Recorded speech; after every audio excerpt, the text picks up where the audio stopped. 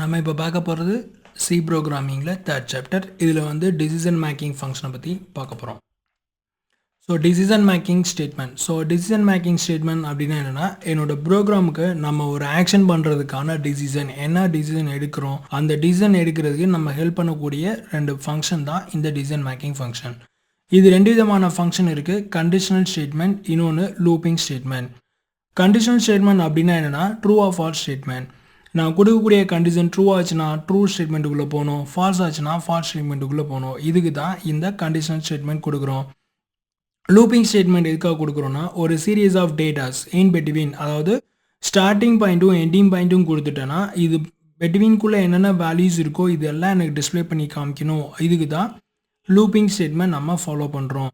Conditional ஸ்டேட்மெண்ட்டில் 3 types இருக்குது. அதில் simple if, nested if and ஸ்விட்ச் கேஸ், இந்த மூணு வந்து நம்ம கண்டிஷனல் ஸ்டேட்மெண்ட்டில் நம்ம ஃபாலோ பண்ணுறோம். சிம்பிள் இஃபுக்கான சின்டாக்ஸ், இஃப் கண்டிஷன் அதில் ட்ரூ ஆச்சுன்னா ட்ரூ ஸ்டேட்மெண்ட்டுக்குள்ளே போகுது, ஃபால்ஸ் ஆச்சுன்னா எல்ஸ் பார்ட்டுக்குள்ளே வந்து என்னோட ஃபால்ஸ் ஸ்டேட்மெண்ட்டுக்குள்ளே போகும். இதுதான் என்னோட இஃப் ஸ்டேட்மெண்ட்டுக்கான சின்டாக்ஸ். இதுக்கப்புறம் நெஸ்டட் இஃப் என்ன பண்ணுது, கண்டினியூஸாக நம்ம கொடுக்கக்கூடிய கண்டிஷன் அக்செப்ட் பண்ணக்கூடிய ஒரு பார்ட் தான் நெஸ்டட் இஃப்னு சொல்லி சொல்கிறோம். ஸோ இது என்ன பண்ணுறோம், ஃபஸ்ட்டு இஃப் கண்டிஷன்ஸ் இதில் வந்து ட்ரூ ஆச்சுன்னா என்னோட ஸ்டேட்மெண்ட்டை ஃபாலோ பண்ணுறோம். இதுக்கப்புறம் எல்ஸ் இஃபுக்குள்ளே விட்டு என்னோட கண்டிஷன் கொடுத்துட்டு என்னோட ஸ்டேட்மெண்ட் கொடுக்குறோம். இதுவும் எனக்கு ஃபால்ஸ் ஆயிடுச்சு அப்படின்னா ஃபைனலி எல்ஸ் ஸ்டேட்மெண்ட்டுக்குள்ளே போயிட்டு என்னோட ப்ராசஸ் எக்ஸிக்யூட் பண்ணுது. ஸோ இதுக்கடுத்து நம்ம பார்க்குறது ஸ்விட்ச் கேஸில் என்ன நடக்குது அப்படி பார்த்தீங்கன்னா, ஸ்விட்ச் வேரியபிள் இதுக்குள்ளே வந்ததும் case 1, case 2 and etcetera. So case 1 வந்ததும் இந்த வேரியபிளை நம்ம என்ன வேல்யூ பாஸ் பண்ணியிருக்கோமோ அந்த வேல்யூ தான் இந்த கேஸ் 1க்கு ஃபாலோ ஆகும். இதை வந்து கான்ஸ்டன்ட் வேல்யூன்னு சொல்லி சொல்கிறோம். கேஸ் 1ல் போயிட்டு ஸ்டேட்மெண்ட்டில் என்னென்னா, கேஸ் 1ல் என்ன ஃபங்க்ஷன் எழுதியிருக்குமோ அது ஸ்டேட்மெண்ட்டில் இருக்கும். இந்த ஸ்டேட்மெண்ட்டை எனக்கு எக்ஸிக்யூட் பண்ணிவிட்டு பிரேக் ஆகி இதை விட்டு வெளியில் வந்துடும்.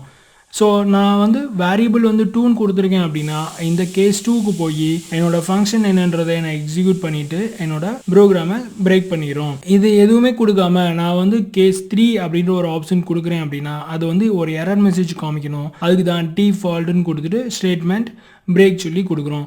இதுதான் நம்ம கண்டிஷனல் ஸ்டேட்மெண்ட்டில் ஃபாலோ பண்ணக்கூடிய functions and syntax. So next நம்ம யூஸ் பண்ணக்கூடியது லூப்பிங் ஸ்டேட்மெண்ட். நெக்ஸ்ட் இதில் பார்க்கக்கூடியது லூப்பிங் ஸ்டேட்மெண்ட். இதில் ஃபார், வைல், டு வைல் இந்த மூணும் நம்ம லூப்பிங் ஸ்டேட்மெண்ட்டில் இருக்கக்கூடிய டைப்ஸ். ஃபார் வந்தோன்னா for expression 1, expression 2 and expression 3. So இந்த ஃபாரில் என்ன பண்ணுறோம், எக்ஸ்பிரஷன் 1 வந்து என்னோட வேரியபிள் டிக்ளரேஷன் பார்ட், எக்ஸ்பிரஷன் 2 வந்து conditional statement, expression 3 increment R decrement operator. இதில் நம்ம என்ன பண்ணுறோம் அப்படின்னா என்னோட ப்ராசஸ் என்னெல்லாம் எக்ஸிக்யூட் நடக்குது அப்படின்ற சொல்லக்கூடிய பார்ட் தான் இந்த ஃபார் ஸ்டேட்மெண்ட். இதில் என்ன பண்ணுறோம்னா எக்ஸ்பிரஷன் 1ல் வந்து i = 1, கண்டிஷன்ஸில் i ≤ 10, எக்ஸ்பிரஷன் 3ல் வந்து இன்க்ரிமெண்ட் i++ அப்படின்னு கொடுத்தோன்னா என்னோட ப்ரோக்ராம் வந்து 1லேருந்து 10 வரைக்கும் என்னோட ப்ராசஸ் சீக்வன்ஸாக நடக்கும். இதை தான் இந்த ஃபார் லூப்பில் நம்ம சொல்கிறோம். இதுக்கப்புறம் டு வைல் பார்த்தீங்கன்னா எக்ஸிட் செக்கிங் ப்ராசஸ் அப்படின்னு சொல்லி சொல்லுவோம். ஸோ எக்ஸிட் செக்கிங் ப்ராசஸ் அப்படின்னா என்னென்னா என்னோட கண்டிஷனை வந்து ஃபைனலாக தான் செக் பண்ணும், பிகினிங்கில் செக் பண்ணாது. இதை தான் எக்ஸிட் செக்கிங் ப்ராசஸ்ன்னு சொல்லி சொல்கிறோம். ஸோ நெக்ஸ்ட் நம்ம பார்க்கக்கூடிய லூப்பிங் ப்ராசஸ் வந்து வைல். இந்த வைல் என்ன நடக்குதுன்னா வைலில் கண்டிஷன் செக் பண்ணுறோம், இதுக்கப்புறம் பாடி ஆஃப் த லூப்பில் போகுது. ஸோ வைல் வந்து என்ன சொல்கிறோன்னா entry checking process. So entry செக்கிங்னா என்னென்னா என்னோட கண்டிஷன்ஸ் பிகினிங் உள்ளே போகிறதுக்கு முன்னாடியே கண்டிஷன் செக் பண்ணிவிட்டு அதுக்கப்புறம் தான் என்னோட லூப்பிங் ப்ராசஸை பாடி எக்ஸிக்யூட் பண்ணோம், அதர்வைஸ் உள்ளே போகாது. ஸோ டூ வைல் என்ன பண்ணுன்னா நான் எதை கொடுத்தாலும் ஃபஸ்ட்டு உள்ளே போய் ஒரு ஸ்டெப்பு பிரிண்ட் பண்ணிடும், அதுக்கப்புறம் தான் கண்டிஷனே செக் பண்ணோம். இதுதான் வைலுக்கும் டூ வைலுக்கும் உள்ள டிஃப்ரென்ஸ். ஸோ இதான் வைல வந்து என்ட்ரி செக்கிங் சொல்கிறோம், டூ வைல வந்து எக்ஸிட் செக்கிங் சொல்கிறோம். ஸோ இது மூணுலையும் எந்த லூப் பெஸ்ட் லூப் அப்படின்னு பார்த்தோம்னா while is a best loop. So fulfil ஆகக்கூடிய ஒரு லூப்பை தான் பெஸ்ட் லூப் அப்படின்னு சொல்கிறோம். எந்த ஒரு ரொட்டேன் வந்து கம்ப்ளீட் ஆகுதோ இதை வந்து நம்ம கம்ப்ளீட்டட் லூப்புன்னு சொல்லி சொல்லுவோம். ஸோ இப்போ வைலில் பார்த்தீங்கன்னா கண்டிஷன் உள்ளே போனதுமே செக் பண்ணி வெளியில் அனுப்பிச்சிடுது. ஸோ அப்போ இங்கே வந்து என்னோட ப்ரோக்ராம் ஸ்டார்ட்டே ஆகலை. டூ வைல் என்ன பண்ணுதுன்னா உள்ளே போயிட்டு ஃபஸ்ட் எடுத்ததும் ஒரு ஸ்டெப்பு எனக்கு பிரிண்ட் பண்ணிடுது, அதுக்கப்புறம் தான் போய் கண்டிஷனே செக் பண்ணும். அப்போ அட்வான்ஸாக ஒரு ஸ்டெப்பு எனக்கு ஃபாலோ ஆகிருக்கு. ஃபார் லூப்பில் பார்த்தீங்கன்னா ஒரு வேரியபிளை டிக்ளேர் பண்ணுறோம், அது கண்டிஷன் செக் ஆகுது, கண்டிஷன் இங்கே ஃபால்ஸ் ஆயிடுச்சு அப்படின்னா இப்படியே இந்த லூப்பை விட்டு வெளியில் வந்துடும். அப்போ இதுவும் லூப்பிங் கம்ப்ளீட் பண்ணாமல் பாதியிலே நிற்கிது.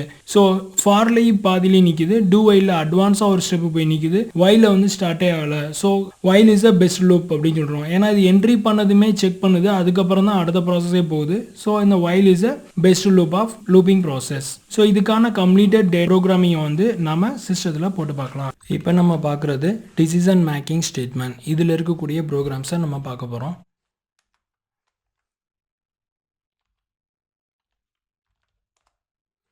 ஸோ இது ஃபஸ்ட்டு வந்து simple if statement. Simple if எப்படி கொடுக்க போகிறோம்? ஃபஸ்ட்டு ஸ்டெப்பில் நம்ம என்ன கொடுக்குறோம்? ஹெடர் ஃபைல்ஸ் கொடுக்குறோம். இது first step of the programming. Next void main கொடுக்குறோம். இதுக்கு அடுத்து int a, b அப்படின்ற 2 வேரியபிள் நம்ம கொடுக்குறோம். அப்புறம் printfல போய் enter the a value and b value. scanfல %t ampersand symbol a and ampersand symbol b அப்படின்ற கொடுக்குறோம். இதுக்கப்புறம் if conditions, if a greater than b. So இந்த if condition வந்து கொடுக்குறேன். இந்த கண்டிஷன் வந்து எனக்கு ட்ரூ ஆச்சு அப்படின்னா printf a value is big அப்படின்ற ஒரு ரிசல்ட்டை காமிக்கும். இந்த கண்டிஷன்ஸ் எனக்கு ஃபால்ஸ் ஆச்சு அப்படின்னா else ஸ்டேட்மெண்ட்டுக்கு வந்து என்னோட printf ஸ்டேட்மெண்ட்டில் போய் b value is big அப்படின்ற பார்ட்டை எனக்கு டிஸ்பிளே பண்ண வைக்கும். இதுக்கு அடுத்து getCH வந்து என்னோட ரிசல்ட்டை டிஸ்பிளே பண்ணி காமிக்கிறதுக்காக நம்ம இதில் யூஸ் பண்ணுறோம். ஸோ இப்போ நான் கம்பைல் பண்ணுறேன். கம்பைல் பண்ணுறதுக்கு F9 கொடுத்தீங்கன்னா ப்ரோக்ராம் கம்பைல் ஆகும். Ctrl + F9 கொடுத்தீங்கன்னா என்னோட ப்ரோக்ராம் ரன் ஆகும். enter the a, b value. A value is 12 and b value is 30. The b value is big. So previous result எனக்கு காமிக்கிறதுனால இது CLR SCR அப்படின்ற ஒரு ஃபங்க்ஷன் நான் இங்கே கொடுக்குறேன். மறுபடியும் என்னோட ப்ரோக்ராமை ரன் பண்ணுறேன். enter the a value 14, enter the b value 16. b value is big அப்படின்னு சொல்லி காமிக்குது. So next program. So next வந்து nested if ப்ரோக்ராம் நம்ம ஃபாலோ பண்ணுறோம். ஸோ nested if என்ன பண்ணுது அப்படின்னா என்னோட கண்டினியூஸாக என்னோட கண்டிஷன்ஸ் கொடுத்து ப்ராசஸ் பண்ணணும். இப்போ நான் இதில் என்ன பண்ணியிருக்கேன்னா ஏபிசி அப்படின்ற 3 வேரியபிளை கொடுத்து அந்த 3 வேரியபிளில் எந்த வேரியபிள் பிக்கஸ்ட் வேல்யூ அப்படின்றத சொல்கிறதுக்கு தான் இந்த nested if வந்து நான் ஃபாலோ பண்ணுறேன். First if a greater than b greater than c அப்படின்ற ஆக்ஷன் இருக்குது. அப்போ a வந்து b-யை கம்பேர் பண்ணுது, அதுக்கப்புறம் a வந்து c-யை கம்பேர் பண்ணுது.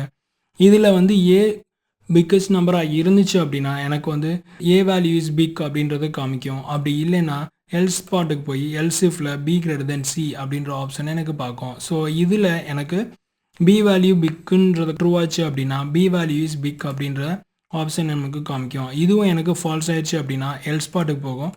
ஸோ else பார்ட்டில் டிஃபால்ட்டாக a value false b value false அப்படின்னா மிச்சம் இருக்கக்கூடிய ஒரு வேல்யூ c தான். So c value is big அப்படின்னு சொல்லி இந்த ப்ரோக்ராம் முடியும். ஸோ இதை நம்ம கம்பைல் பண்ணுறோம். F9 கொடுக்குறேன். இதுக்கப்புறம் Ctrl + F9 இந்த abc வேல்யூ கெட் பண்ணுறேன். a value 3, b value 4, c value 2. இந்த b value is big அப்படின்னு காமிக்குது. ஸோ இதுதான் nested if-க்கான ஸ்டேட்மெண்ட். ஸோ இதுக்கடுத்து நெக்ஸ்ட் ஸ்விட்ச்.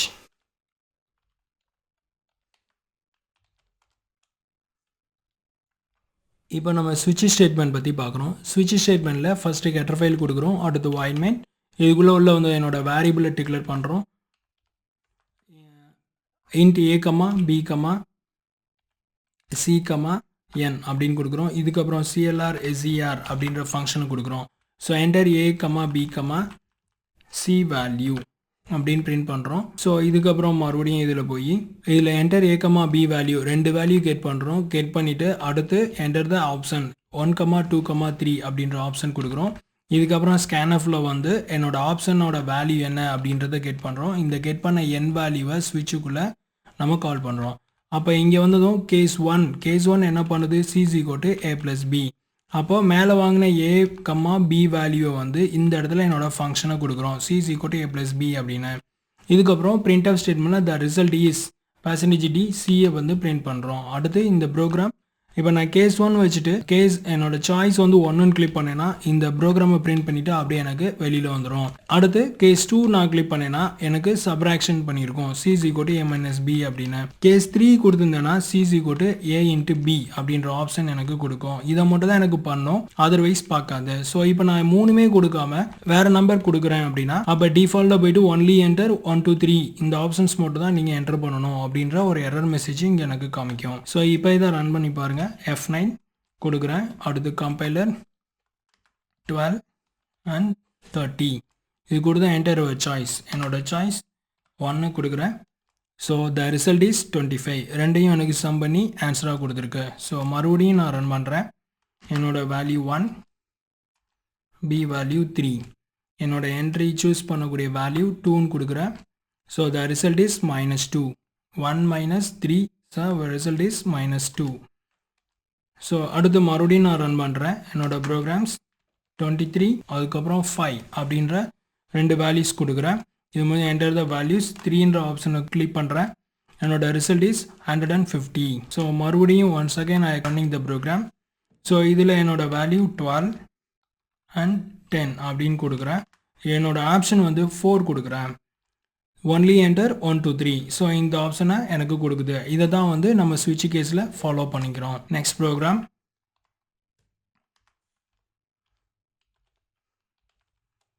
நெக்ஸ்ட் நம்ம பார்க்கக்கூடியது ஃபார் லூப். ஃபார் லூப் என்ன பண்ணும் அப்படின்னா எனக்கு சீரியஸாக ஒரு சீரியஸ் டேட்டா எனக்கு வேணும் அப்படின்றது தான் இந்த ஃபார் லூப்பிங் பண்ணுறோம்.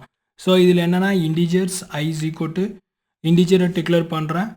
தேவையான வேரியபிளை இன்டிஜர் டைப்பில் கொடுத்துருக்கேன். இதுக்கப்புறம் CLR SCR கொடுக்குறேன். ஃபார் லூப்பில் போய் i is equal to 1, i less than or equal to 10, i plus plus இப்படி இதை கொடுத்துட்டு என்னோட வேல்யூவை பிரிண்ட் பண்ணுறோம். த வேல்யூ இஸ் %d ஐயை பிரிண்ட் பண்ணுறோம். இதில் என்ன பண்ணியிருக்கேன்னா இந்த வாய்ட் மெயினில் போய் என்னோட மெயின் ஃபங்க்ஷன் கொடுக்குறேன். இதுக்கப்புறம் என்னோட வேரியபிள் இன்டிஜரில் பிரிண்ட் பண்ணுறேன். ஐன்ற ஒரு வேரியபிளை இன்டிஜருக்கு கொடுக்குறேன். CLR SCRன்ற ஃபங்க்ஷன் கொடுத்துட்றேன். ஃபார் லூப்பில் i is equal to 1, i less than or equal to 10, i plus plus அப்படின்ற ஒரு ஆக்ஷன் ஃபார் லூப்புக்கான கண்டிஷன்ஸ் கொடுத்துருக்கேன். The value of i is அப்படின்றத நான் இங்கே பிரிண்ட் பண்ணுறதுக்கு த வேல்யூ இஸ் அப்படின்னு கொடுத்து %d ஐயை வந்து பிரிண்ட் பண்ணுறோம். ஸோ இதுக்கடுத்து என்னோட ப்ரோக்ராமை கம்பைல் பண்ணுறேன். ஸோ கம்பைல் பண்ணனா என்னோட ப்ரோக்ராம்ஸ் 1 by 1 எனக்கு வரணும். அப்படின்றதுக்கு என்ன பண்ண போகிறோம் அப்படின்னா %t பக்கத்தில் /n கொடுக்குறோம். அந்த /nோட மீனிங் என்னென்னா நெக்ஸ்ட் லைனுக்கு போகணும், நியூ லைன் கொண்டு வர்றதுக்காக தான் இந்த /n வந்து நம்ம ஃபாலோ பண்ணுறோம். என்னோட ரிசல்ட் 1 by 1 கொண்டு வர்றதுக்காக /n கொடுக்குறோம். இதே நான் இந்த இடத்துல /t கொடுத்தேன்னா டேப் பை டேப்பாக போய்கிட்டே இருக்கும். ஒரு டேப் ரைட் சைடில் 1 by 1 எனக்கு போகும். இதுதான் /t நம்ம ஃபாலோ பண்ணுறோம். So next program.